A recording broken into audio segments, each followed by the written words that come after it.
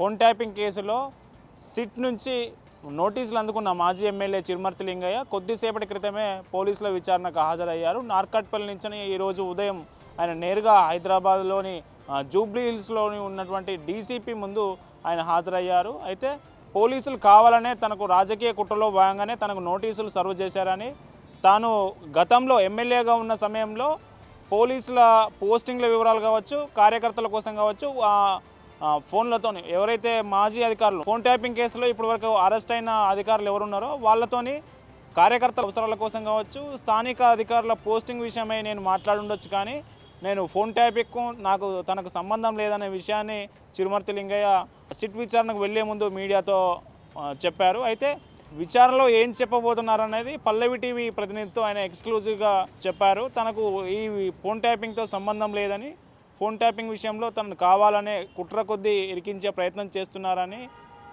అదే విషయాన్ని నేను పోలీసుల ఎదుట కూడా చెప్పబోతున్నట్లు చిరుమర్తి లింగయ్య పల్లవి ప్రతినిధితో చెప్పడం జరిగింది. అయితే మొత్తానికి ఫోన్ ట్యాపింగ్ కేసులో మొట్టమొదటిసారిగా ఒక రాజకీయ నేతను సిట్ విచారించబోతున్నది.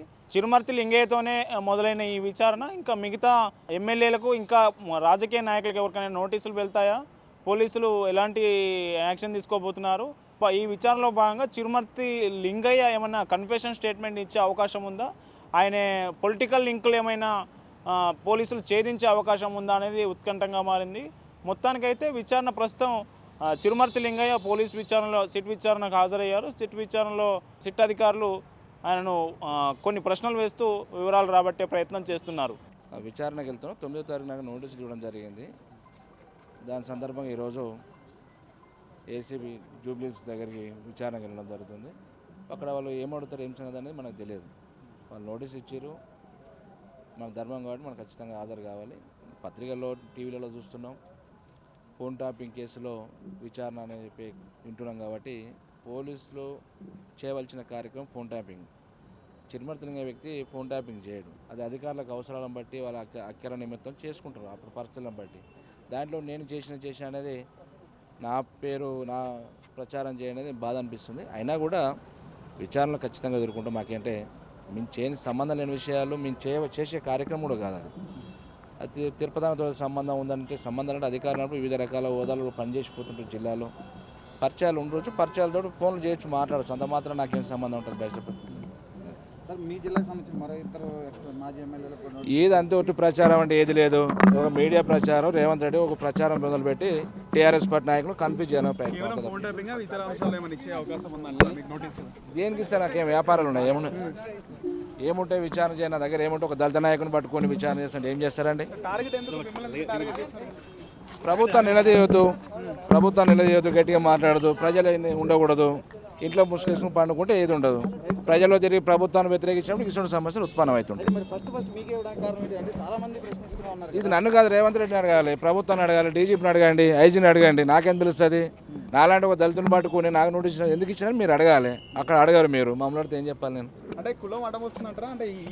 ఈ కులాల మీద రాజకీయాలు ఇప్పుడు మాట్లాడను. మాలాంటి ఇప్పుడు నేను పొద్దున్న లేస్తే కాన్స్టిట్యూన్సీలో ఉండే వ్యక్తిని, సమస్యల మీద మాట్లాడుతుంటాం. అంత మాత్రం ప్రభుత్వం నోటీస్ దేనికి ఇచ్చారని నోటీస్ నాకేం సంబంధం? నేను పోలీసు డిపార్ట్మెంట్లో పనిచేస్తున్నా, ప్రజా జీవితంలో పనిచేస్తున్నా. నేను ప్రజా జీవితంలో పనిచేస్తున్నా. అది పోలీసులు ఫోన్ ట్యాపింగ్ అంటే పోలీసులు అవసరం బట్టి వాళ్ళు చేసుకుంటారు. దాంట్లో నా పాత్ర ఏముంటుంది? సంబంధం లేని విషయం కదా మనకి. 100% డైవర్షన్ పాలిటిక్స్. ఇవి ప్రజలకు ఆన్సర్ చెప్పేద్దాము, ఈ ప్రభుత్వం దగ్గర లేదు. ఏదో రకంగా గుడ్డగాల్చి మీద చేయాలి. పార్టీ క్యాడర్ని డిస్టర్బ్ చేయాలని ప్రయత్నం. పార్టీ క్యాడర్ ఎప్పుడు డిస్టర్బ్, కేసీఆర్ నాయకత్వం చాలా స్ట్రాంగ్ అవుతారు. ఇంకా ఫోన్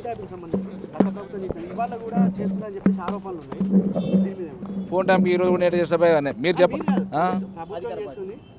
కాంగ్రెస్ ప్రభుత్వం ఏ ప్రభుత్వంలో ఫోన్ ట్యాపింగ్ చేస్తారు, కానీ అలా అవసరాలు చేస్తారు. ఈరోజు ప్రత్యేకంగా చేస్తారు రేవంత్ రెడ్డి ప్రభుత్వం. బీఆర్ఎస్ పార్టీ నేతల మీద, వాళ్ళ కదలికల మీద కూడా నిఘా పెట్టి చేసే ప్రయత్నం చేస్తారు. కానీ మంచి సాంప్రదాయం కాదు అది.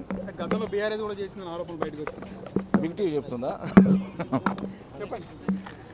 ఎందుకు చేస్తారండి? ఏ ప్రభుత్వం కొత్తగా వచ్చిన సందర్భంగానే గుడ్డగాల్చి మీద చేయాలి. కేసీఆర్ గారిని ఏ రకంగా బదలాలు చేయాలి, కేటీఆర్ ఏ రకంగా బదలాలు చేయాలి. బీఆర్ఎస్ పార్టీ శ్రేణులు అంటే ఇక ఏం నిమిత్తం మాత్రం కూర్చోవాలి, ప్రభుత్వం నిలదీయొద్దు, ఎండగట్టవద్దు అనే పద్ధతిలో ఈ రకమైన ఎజెండా పెట్టుకుని ప్రయత్నం చేస్తున్నారు.